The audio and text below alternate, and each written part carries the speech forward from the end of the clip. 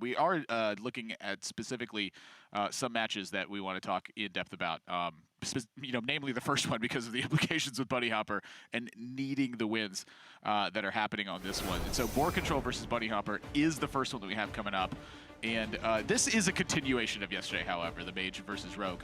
But yesterday, I think you made an interesting point where we had seen both sides of this win in the matchup. We had seen Mage win and we had seen Rogue win, but each time the win was taken in the set, it was the player with the higher standing that had taken the match. And to me, there's a bit of a coincidence to that, but not as much as I think some people would. Yeah, it was the player for whom it was crucial to win that was picking up the victory, like regardless of which side of the matchup they were on. This time around, it's Bunnyhoppor who has all the weight on his shoulders. BoarControl basically playing for pride, just trying to make that record next to his name just look a little bit more promising going into Season 2, but Bunnyhoppor can lock himself into playoffs with a win here against BoarControl. Yeah, and I have to say that for BoarControl today, his biggest fan is probably Viper. Yes. I think Viper is watching this very intently as he had a lot to say about the tiebreakers, the scores, and how they were happening.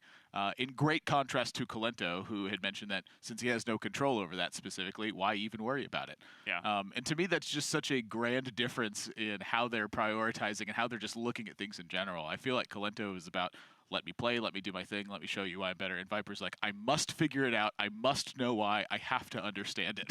It was one of those questions I asked Colento where you know what the answer was going to be. Like, have you paid attention to tiebreakers? I was 99.99% expecting a no to come back, but you just want to hear it from them because he does have kind of that nonchalant attitude where he's so good at the game that he can just do his thing and things will work out for him. But you raise a great point about Viper.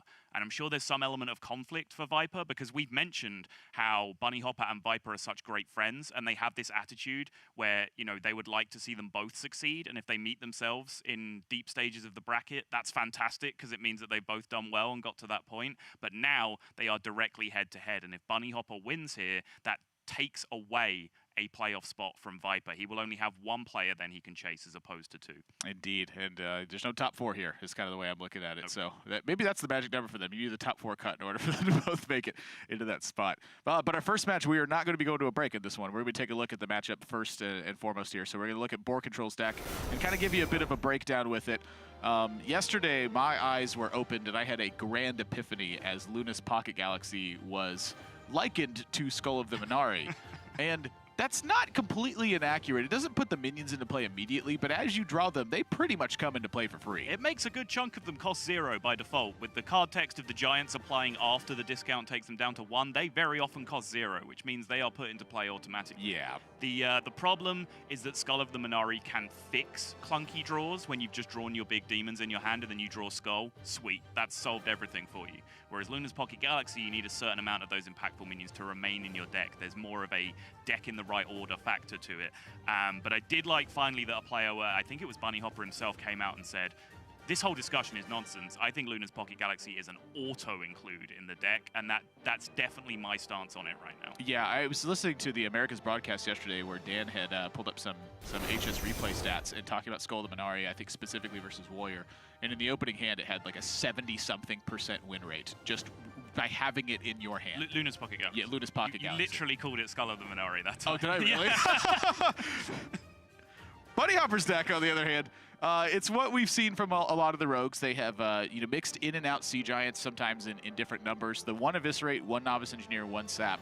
They're cards that you want to have in the deck, but this is one of the rare exceptions where I think having too many of these can make your hand clunky, and Rogue is all about, I think, fluidity of the matchup. It is much less about just overall strength and dominant power and about having just consistently good things to do. Yeah, I'm still not 100% sold. I am a huge advocate of 2-obs wherever possible. It's a hill that I will continue to die on, but certainly that hasn't been the case throughout a lot of the top competitive deck lists through major tournament history, and so they must be doing something right. And in this case, yeah, having the flexibility and eliminating the possibility of just drawing double copies of situational cards and giving yourself more options, there is merit to that.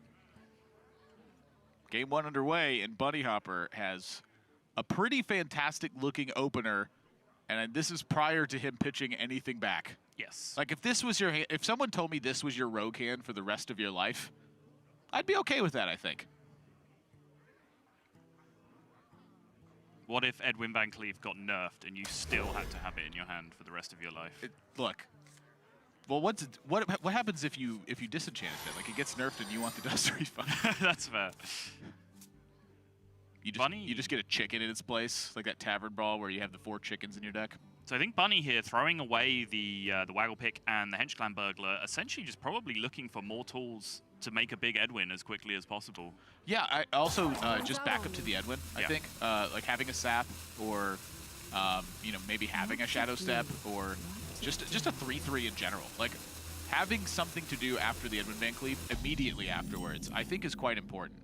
So you're presuming that the Edwin is going to come down with coin, and then he wants a 3 to follow that up, because you could argue the Hench Clan Burglar itself is already pretty solid follow-up to Edwin, depending on the turn it comes down. And I think that's the option he was looking for, was if I draw a 3/3, I can coin the Edwin as a 4/4 and just play a 3/3 afterwards, and that's enough pressure.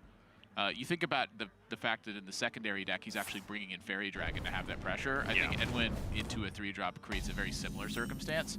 And so without drawing a 3-drop here, no, I don't think he's going to do that. I think he's going to look at Evil Cable Rat into coin Edwin the thing, and then maybe have a backstab with it. Right. And that pretty much accomplishes the goal that he's trying for here. That's my interpretation of it anyway. That makes sense to me. Curve seems fairly smooth. He'll have another couple of draws to find himself more pressure to back that up, as you say. If he finds Hench Clan Burglar off the top naturally, or even if he's on turn 5, he can play Novice Engineer and still pick up a Blink Fox or something similar to curve out and keep pressure going. The one thing I'm always curious about with this deck is, like, when can you play Leroy and, like, trade off 1/1s? Like, it's such a play that I always look for and probably tunnel on way too hard. But it's just when it happens, it feels so good. And then the Leroy sticks for a turn, and you go, that's right. Does it, though? Sometimes. I definitely have also looked for that play, and I've made that play in situations, but I tend to, like, the situation has to be fairly dire for me, for me to feel like that is the correct play most of the time. I feel like it works out a small percentage of the time at best. How much more does it work out versus Mage when their only removal is Ray of Frost? Well, are we living in a world where you're killing both 1/1s? Because if you only kill one of them, then they just have built-in removal for sure. Leroy Jenkins. We have talked about the troubles of Mage and using hero power. They do not want to ping. You are absolutely correct. And not in this meta, anyway. Yeah. Pretty easy Arcane Intellect here for 4. Pretty decent-looking turns for him, honestly, with the Sandbinder into Lunas. Like, when you're under the pressure of this, you're hoping that this stays in the same line, where, like, maybe you see a 3/3. You don't want to see, maybe you see a Waggle Pick. Boar's hoping for lack of pressure this turn, and he's going to get pretty much the exact opposite. So many options. He does have Ray of Frost available, though, which will lock out the Edwin for a couple of turns, but that's the key. The sooner you can get big pressure down against the Mage, the sooner they have to start using their freezes. And if they use their freezes early, they're not using their freezes later on. They're not using their freezes later on in cooperation with Sea Giants and Archmage Antonidas and all the stuff that can actually blow out the game and win it for them. It sounds to me like you corrected the word freezes to freezes. Really? Yeah. I said freezers, like Herbs. the white Freezers. goods. The white goods that you freeze food in.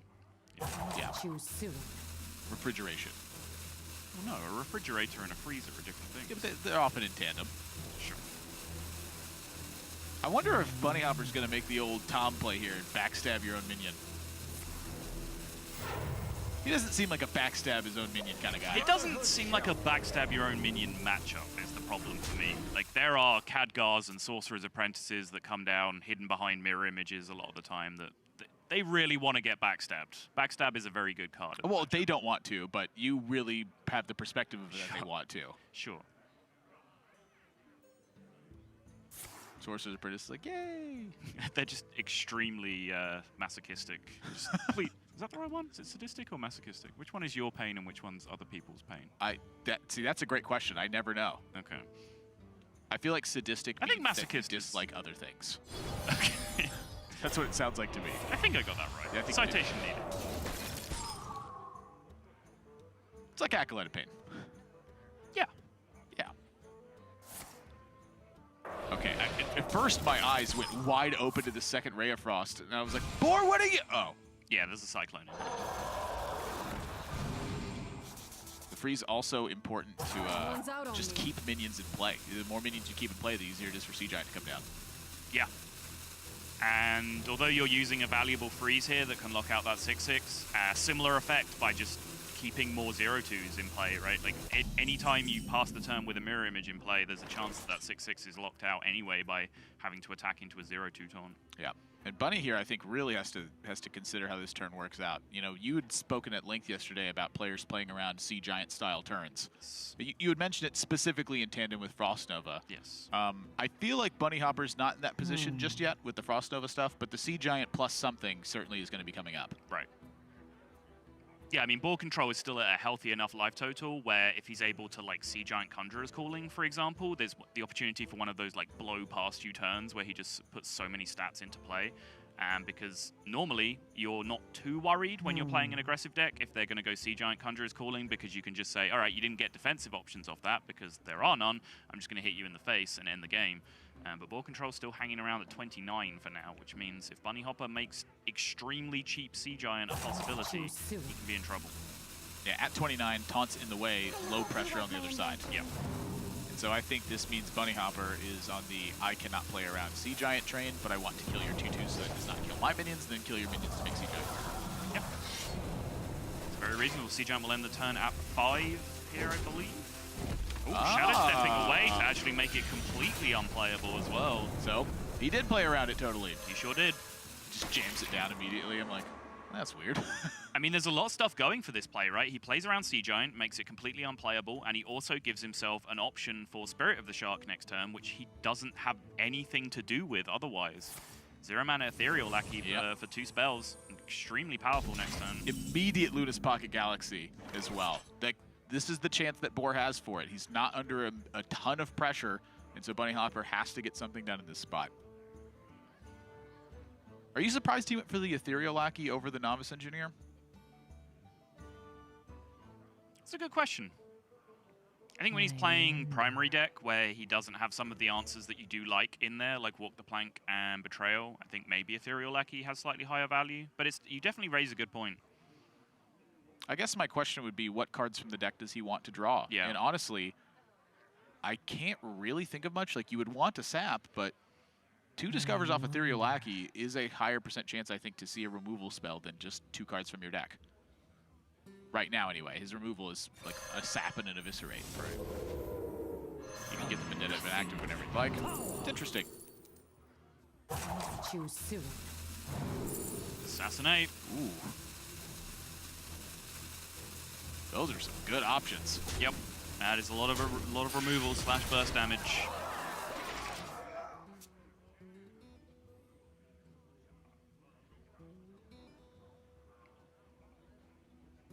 Spirit of the Shark on the far right or far left even? Do we like that?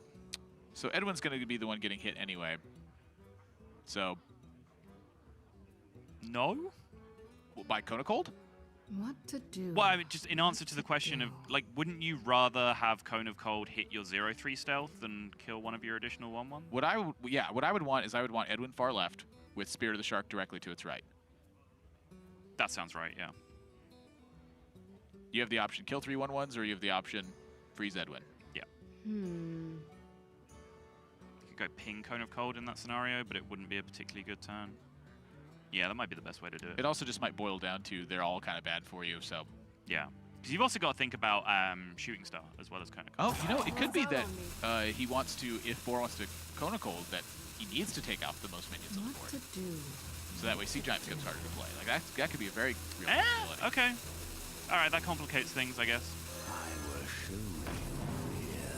It just so happens I haven't even really like considered the random spells the Boar has available, but it just so happens he has both Shooting Star and Cone of Cold from his Mana Cyclone.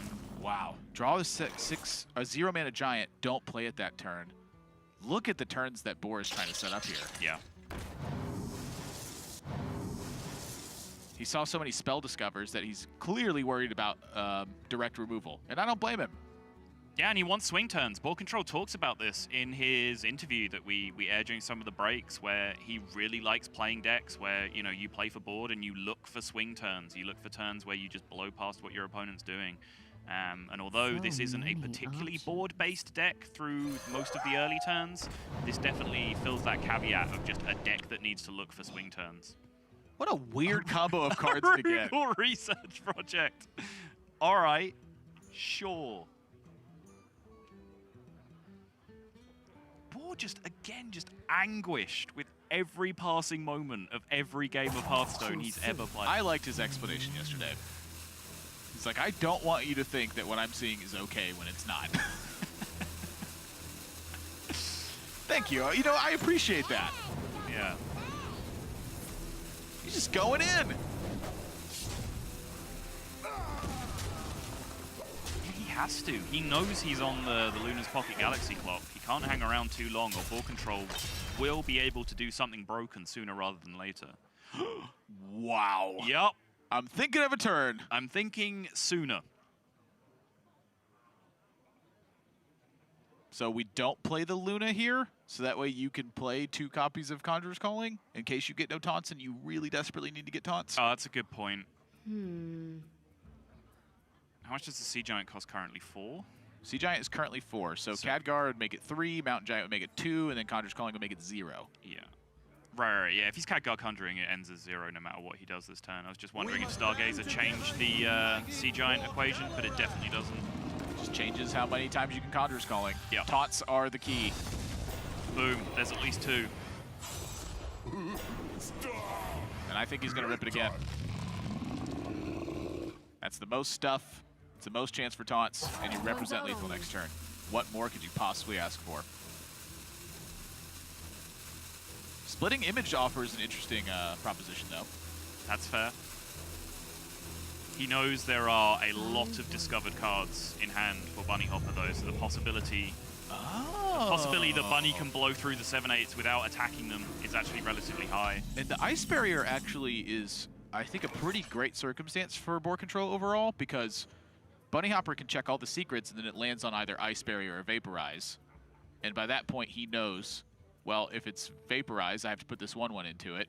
So him finding lethal this turn becomes super complicated Yes. in this situation. Yeah, and even many before, you know, he narrows it down to Ice Barrier or Vaporize, Bunny also has to think about Counterspell. I think, you know, this is a great disruption secret for BoarControl, because Bunnyhoppor has to, if he has spells in his hand, he wants to use spells immediately to kill the 7/8s. If he doesn't have spells that remove, he needs to think about splitting Image before trading into the 7/8s. So this one secret represents so much disruption to Bunnyhoppor.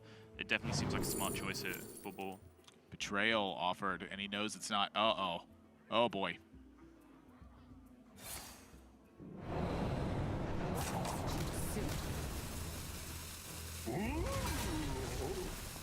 So in Bunnyhopper's head, this is technically enough for lethal, unless it's exactly vaporized. Is that right? 6, 7, 8, 9, 10, 11, 12, 13. So he's 1 damage off lethal if it's exactly vaporized.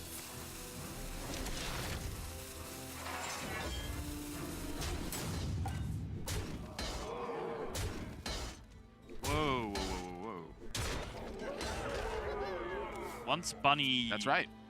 Once Bunny discovers that it wasn't, he didn't have lethal with the attacks, is he not supposed to divert and kill the Khadgar there? Nope, he's got 8 damage in hand. Oh, fair enough. Yeah, good point. Didn't catch that. He took that shiv instantaneously. You are absolutely right. Wow. So BoarControl without some secondary help is dead. The tools of creation. Is there any way BoarControl ever gets a read off that there is damage burst from hand and goes for Conjurer's Calling looking for lifesteal minions instead? So the way that I would view this is the burst is Leroy, Eviscerate, Life Drinker, and Random. And so if you think about all those in tandem, Leroy Jenkins is, you know, pretty much the first one that comes to your mind. But you don't put your opponent on Leroy Jenkins here because he knows your opponent knows you have a Conjurer's Calling in hand, and he left Khadgar Giant on the board. Okay. So he's never planning to kill you with Leroy Jenkins. So then you're thinking Life Drinker, Shadow Step, and you're thinking Eviscerate. Right. I mean, you're thinking all kinds of nonsense because Bunnyhoppor has a handful of discovered garbage. You're playing around just any source of damage that kills you through taunt. At this point, you can't play around anything. You're going, hope I don't have the burst from hand to get through taunts. Right. Tools of creation. Boar's got that feeling, though. You can just tell. Yeah, and it was a good spot from Bunny to just say, you know what, I don't care what you do to your board next turn. You are welcome to do whatever you like because I have 8 from hand. He took that shift pretty instantly, too. Crazy. He did, yeah. It was a very in-depth turn. You know, we were talking about all the disruption that the secrets handed over to Bunnyhoppor, and he, in the midst of that, was able to find a way to set himself up for 8 damage, even through the world where he doesn't secure lethal. Very nicely done from Bunny. Yeah, to me, that was like a story of just the experience in the matchup. Like, he very quickly parsed that. I think if you just sit down and break it out, it's pretty easy to land in that spot. It was just that he saw a discovery and went, oh, shift. It, like, instantaneously. And I look up at the turn and I was like, oh, he's setting him to 8, and he's got 8 damage from hand. Perfect. Right. And just, you know, one by one eliminating the secrets, you get down to that point where you said, you know, he's pushing lethal. If it was still splitting image at that point, I think it still could have been when he started attacking face. But in the world where it was ice barrier, he had things covered as well, and great recognition to just say, you know what, have your Khadgar. It's fine. Chilling. Indeed he is, and now he's up to a 1-0 lead. And a big match for Bunnyhoppor at that. If he wins this one, he's looking pretty solid on that playoff spot, like you said, with the 2-0 score over Viper, and the head-to-head is the first tiebreaker. So the next game here is another big one that's coming up for Bunnyhoppor, but we got to go to a quick break. And when we come back, we're going to be jumping into game number 2 of this set. We got BoarControl versus Bunnyhoppor underway, and we're in day 2 of week number 7, which means after we conclude this one, it's playoffs next week. Stay tuned.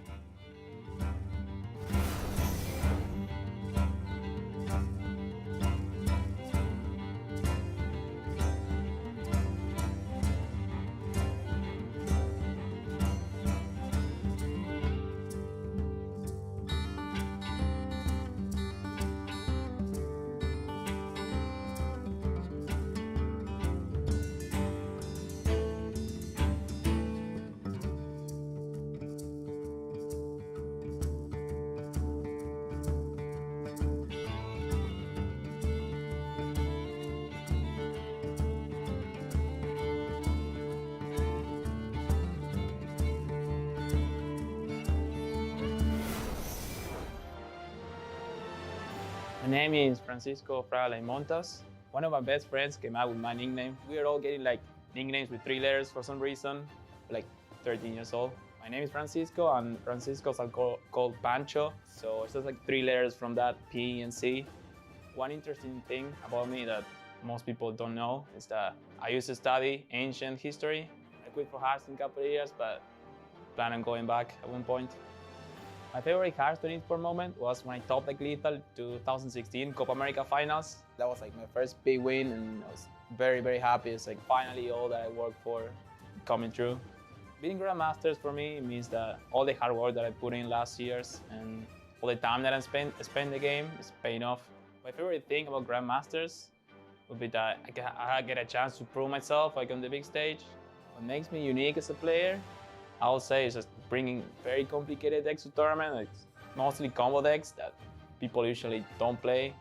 My personal goals this year will be to earn as much money as I can, of course, and yes, improve as a player and play the best I can.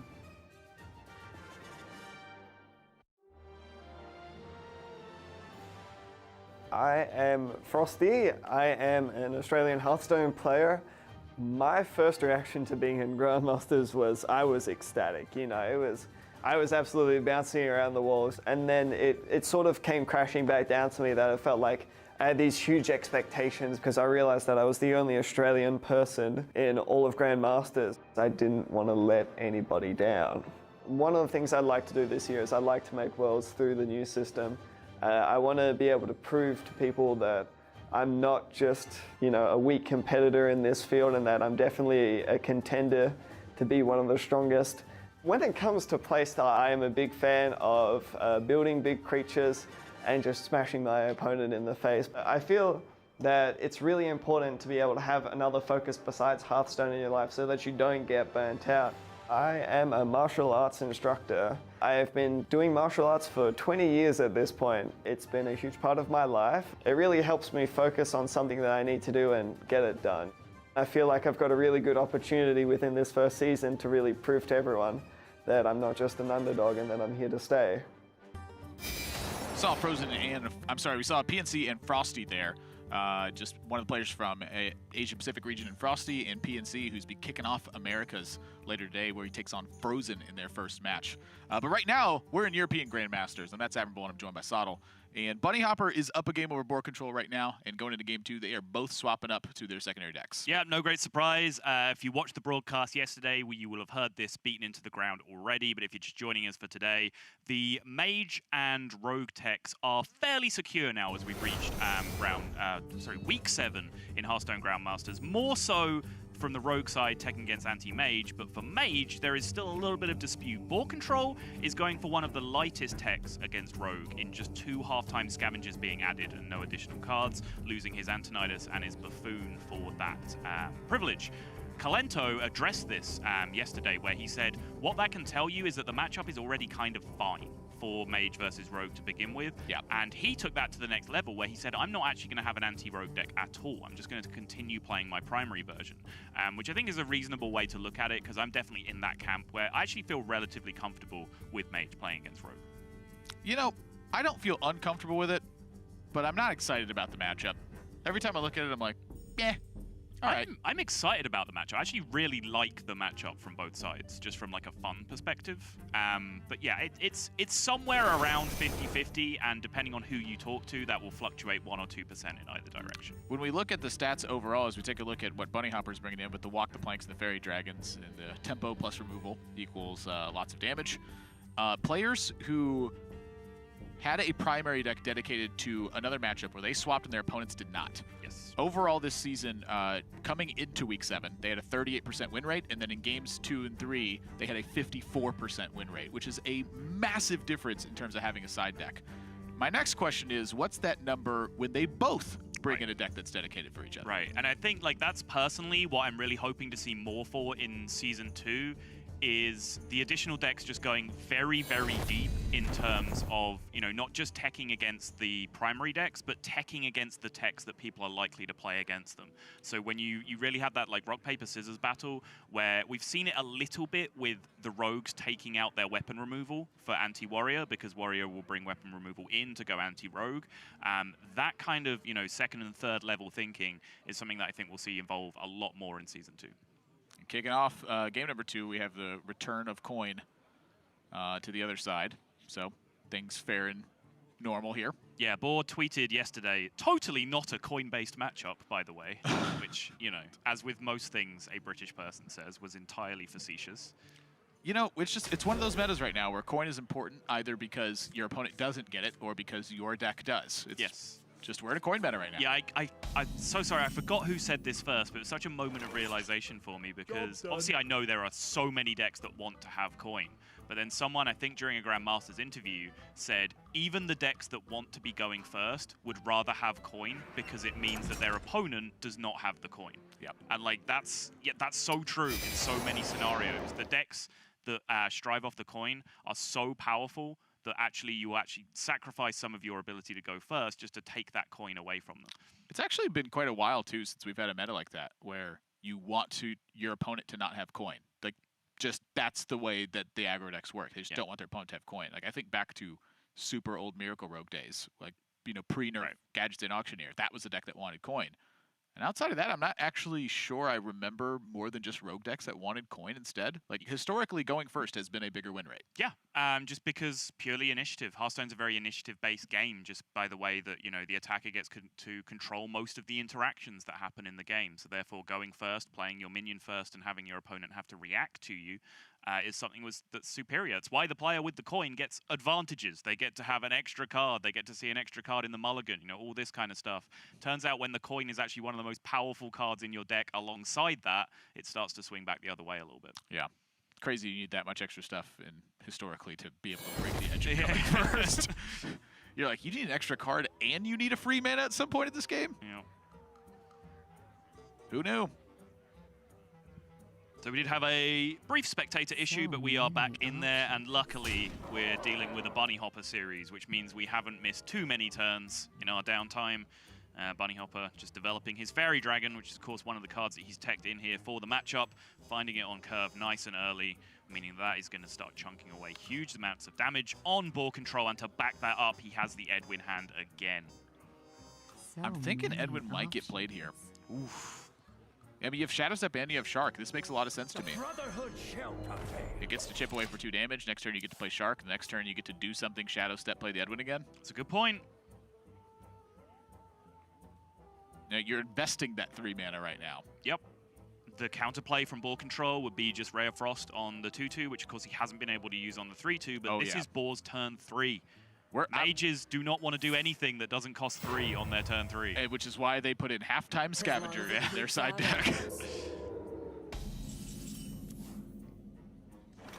And that's concern for Bunnyhoppor. The notion for Bunnyhoppor that this could attack and Conjurer's Calling is terrifying right now. It's less terrifying when you have the prospect of a 10/10 plus Edwin in your near future. If you're going to do that, you need to Shadow Step it now, very likely. So many options. I think BoarControl is not going to touch that Edwin after you see Spirit of the Shark. Forget about it.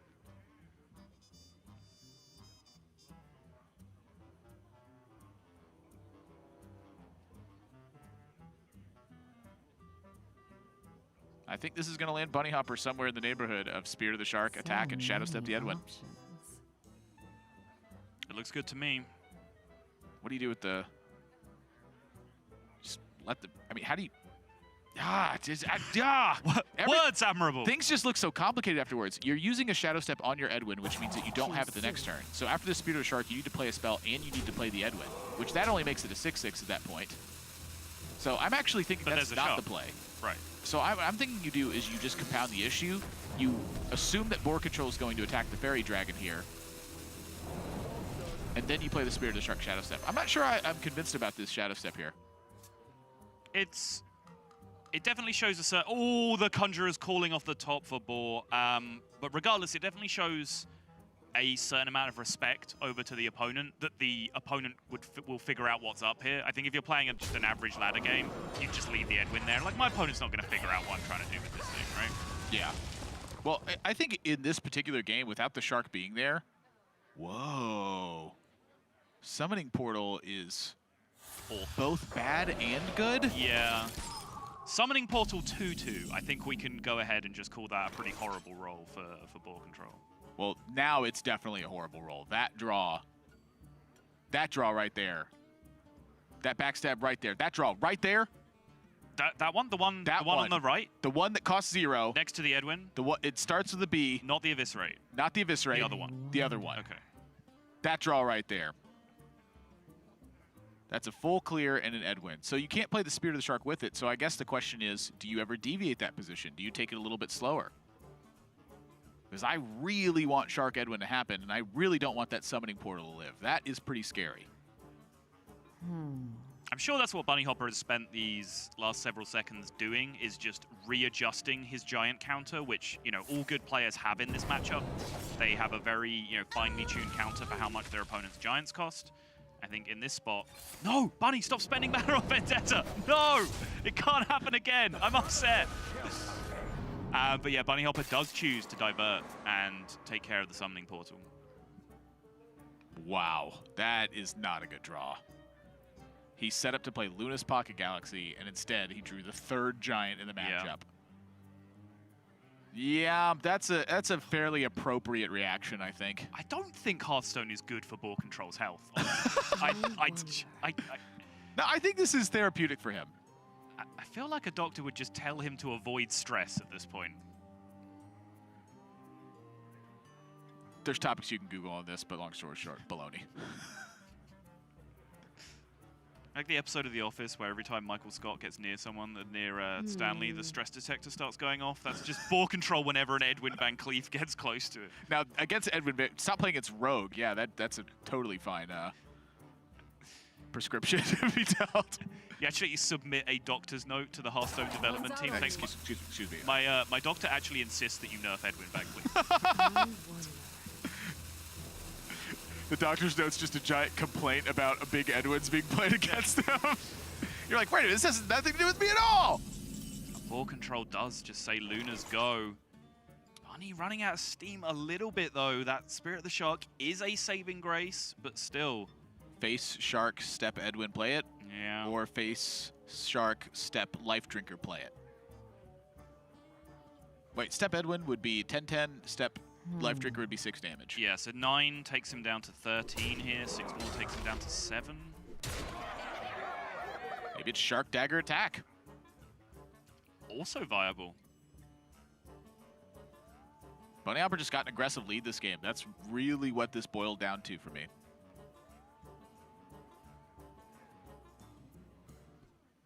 This was partially because of 2-2 Edwin, by the way. I wonder. Like, it chipped away 2 damage and then got Shadow Stepped. It would have been just stuck in hand otherwise. Shot going in the middle this time, makes sense. Just in terms of our discussion of random positioning last time. I like Dagger. I think these extra 2 points of potential damage could end up being pretty huge against freeze effects and so on coming down from Boar. Boar is going to need a miracle situation to occur here as well. Arcane Intellect is a good start. Double Ray of Frost is mandatory. Those were doctor's orders for Boar this game. Yes, unless he just wants to believe in his top decks from this point, but I don't even see what they would be, really. Ziliax as a 1-outer from this position. Yeah, if you used Luna and Cyclone, you could end up hitting that. Yeah. But I feel like that's a bit ambitious. I agree. So Bunny now has 10 reach plus the dagger. Interesting that Boar was fishing there for something prior to playing. 9 cards, there we go. Hand size, yeah. Twin Spell. I always forget about Twin Spell. Yep. Wow, that draw. That could be lethal. Could be. With Spirit of the Shark live and able to attack, the Rush Lackey comes into play as well as a lethal out. Look at BoarControl's reaction, and that is hefty. That's game. 4 damage each, eviscerate to face. Big boy damage. Bunnyhoppor improves to a 9-5 score, and Sottle, you got big updates for me because of that. I sure do. That means Bunnyhoppor is locked up. It means because Viper, he has a 2-0 record over Viper. Viper can no longer catch and overtake Bunny on tiebreakers, meaning that Bunny has locked himself a spot in the playoff finals. Wow, just what a performance this season overall for Bunnyhoppor. I feel like it's just been strong technical play every single game. I feel like the opportunity to do something fancy in Hearthstone isn't always there. And oftentimes it's tempting to make that play, even though it might not be the best thing to do. And for Bunnyhoppor, at every single one of those steps, it feels like he has foregone that fancy play and just gone for strong technical ABC Hearthstone. It's interesting because there is a clip from an interview that we have with Bunnyhoppor where he specifically calls out taking risks as something that you need to do to be a successful Hearthstone player. And I would certainly be inclined to agree with you, where I would categorize Bunnyhoppor as just a very by-the-books, strong technical player. So it's interesting that he has that philosophy, and I think you can see that come through. 3-mana 2-2 Edwin. I think you can categorize that as a weird, risky play, but he understands that that is just potentially his highest win rate line in the situation. So to him, that no longer becomes a risk, it just becomes correct. Indeed, and so Bunnyhoppor is ready for an interview on this one. Bunnyhoppor, can you hear us? Hello. Congratulations on your win. This was a massive one for you. Are you aware of the implications that this win holds? I most likely make playoffs. I think you have certainly made playoffs, have you not? I mean, if Viper wins, then we have a 3-way tie. And even though I win the round robin first tiebreaker, it can still go to second tiebreaker. And there I should be ahead, but not if every single match from now on goes against me. I think I can technically not make it. But I think 5 matches have to go against me. Okay, sure. I'll take your word for it. To work out. If you found a deeper level than we have, I'll take your word for it. But I haven't. That's just okay. what I think. Right, But sure. if you're telling me I'm in the playoffs, I'm happy. Okay. Who gave you this other information? Where did you discover it from? Was I it just Viper? Looked at it myself, and I was like, I just considered the worst.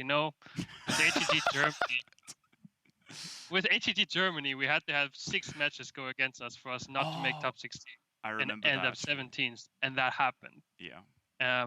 So from now on, I'm not assuming anything before I have it, in my hand. Well, I want to know what you assumed about the season and what your final conclusions are now. We're done with the regular season at this point. You've played 14 matches. I want you to talk to me about your experience overall. Most memorable spots, some of your favorite things, whatever you'd like to talk about in this regard. I feel like the first half of the season, I really didn't play well. I was unhappy with my own level of play and the amount of mistakes I made during the games. And Las Vegas, I felt I played really well, and it gave me a huge confidence boost. And I think after that, Fino also told me to, stop playing bad decks all the time. So I took that advice to heart, and it's worked out a little bit better. But yeah, most memorable one, it's just mid-range hunter mirrors. I love those.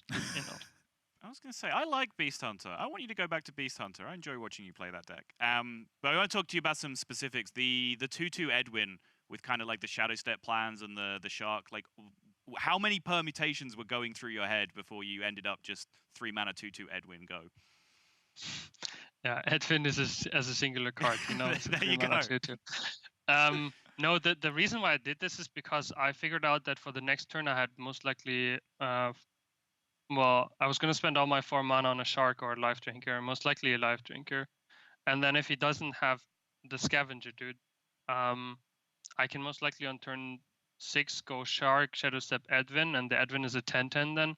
So basically by playing this 3 mana Edwin, I saved myself 2 mana in the future just by getting it on the board. And those mana can be really important to raise him and like his Pocket Galaxy and stuff. What are the merits to leaving the Edwin in play after he plays the halftime Scavenger? Do you really expect him to hit the Edwin at that point, or is the Fairy Dragon the extra damage you net from having a 3/2 in play? Does that ever matter? Like, what are the considerations there? Because I felt very lost on that turn after the Edwin anyway. I think if somebody plays a 2 mana, like a 2/2 Edwin against you, you probably trade that Edwin over the 3/2. If I leave it in play, and the punish is it 2/2 now and it's a 6/6 next turn, or maybe if I play a Shark it's a 10/10. That's just so much value. Like, does he really value one attack over this huge punish? So I think he trades a 2/2, and then I feel terrible that like when he does that. Well, all right, Bunnyhoppor. I think that you're in pretty great shape for this playoff thing. Thank you very much for your time, and we'll see you next week. Appreciate it. Thank you. He's gone. He disappeared. What happened? He hopped away. Yeah. My TLDR from that is, if your opponent does something weird, kill it. Yeah, it's kind of what I said at the time, right? Where if you make that play on ladder, you might just disrespect your random ladder opponent. Like, he's not going to figure out what this Edwin's doing. But, at this level, I think you know that if there is a 2/2 Edwin in play, you know that your opponent knows that something fishy is going on with that Edwin. Indeed. And so that's the conclusion of our first match with Bunnyhoppor improving to a 9-5 overall score. As we can take a look at the standings and see what that ends up looking like now. It means that Viper absolutely has to win this next match that he's going to be playing, which is tomorrow. Yes. But and it is a incredibly crucial game because it is against Calento. And from my perspective, Viper can now only improve to a 9-5 record, at which point he loses on tiebreaker 1 to Bunnyhoppor. So I'm not sure what scenario Bunnyhoppor has found. Is that put Viper at 2-0 versus Calento in the head-to-head? Yes, it would. So then they would all be at 9-5 record. Bunnyhoppor would be beating Viper in head-to-head, who's beating Calento in head-to-head, who Calento I see. Okay, yeah, I understand. Is Calento tied with Bunnyhoppor at 1-1? I think they're 1-1. Oh, wow. Yeah, that is a weird spot. It gets messy. All right, I understand what he's found. Wow. Yeah, that is getting pretty serious. So if you are looking to see the resolution of Division A, make sure you tune in to Viper Calento tomorrow, because that is going to be the big kicker series that's going to make everything a reality for each of those players.